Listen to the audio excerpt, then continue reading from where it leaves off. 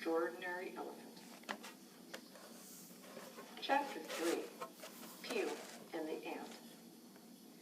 Twitching and itching, Peel started to shake. A screeching and screaming jarred him awake. His big eyes crossed as she stomped up his trunk. "You're wrecking our city, you big clumsy clunk." "I couldn't," Peel mumbled, wiping sleep from his eyes. "There isn't a city for miles. Besides..." "Elephants are dumbos," she glared. "You just play. Ants work. We build cities and harvest each day. Then you come along and plop yourself down and toss your fat trunk on top of our town." "But I didn't know." Peel stared at his toes. "That a city was sitting right under my nose." His eyes filled with tears, both ears drooping down. "I'm sorry," he sobbed, "for wrecking your town." "Don't cry," the ant pleaded. "You'll just start a flood. Our queen ant is resting. She doesn't like mud." Peel sniffled and snurfled. The ant wiped his eyes dry. "Forgive me," she whispered, "for making you cry." Then she twirled on his trunk and toe-danced a while. With a bow, she proclaimed, "I want you to smile." Peel grinned. "You're terrific. I wish I could dance. But when you're my size, there's really no chance. You're delicate, nimble, lovely, and small. I guess I am a clumsy clunk, too big, too round, too tall." "I'll teach you," she said. "It's easy, you'll see. I'm sure you can learn to dance just like me. Now watch my legs closely. I'll show you my tricks.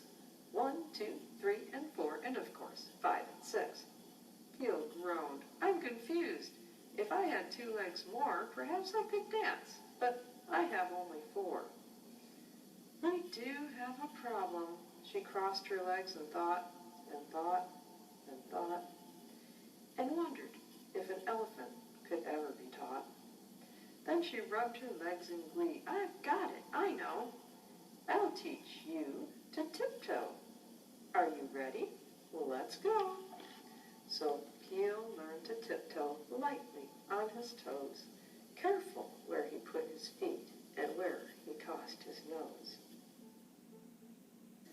"An elephant won't forget you when you're happy, happy. An elephant won't forget you when you're sad, really sad. 'Cause an elephant knows the secret is remembering it all, learning from the good times and the bad."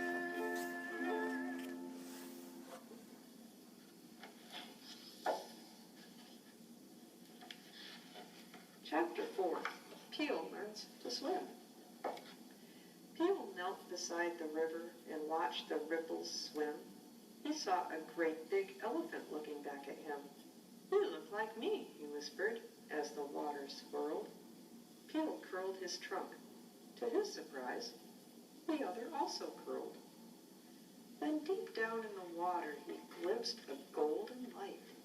He swung his trunk to catch it, but it flashed out of sight. Peel dumped his head and looked around, his big eyes open wide. "Aha," he said, "I see you. Now don't you try to hide." A golden fish circled round, filled her gills, and giggled. "Elephants stay close to shore." She flipped her fins, then wiggled. "My name is Peel." He stared at her and sadly shook his head. "If I had fins, then I could swim. But I have feet instead." "But you can learn. Just use your feet. To swim, I move my tail. Courage is what you really need. With courage, you can't fail." Peel watched the golden fish glide past, glistening in the sun. She turned and waved her flowing tail. "Swimming is great fun." He plunged into the river. Waves banged and bashed the shore.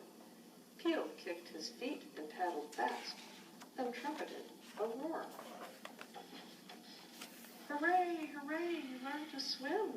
The fish was cheering loudly. You taught me how. He smiled at her. Thank you, he said proudly.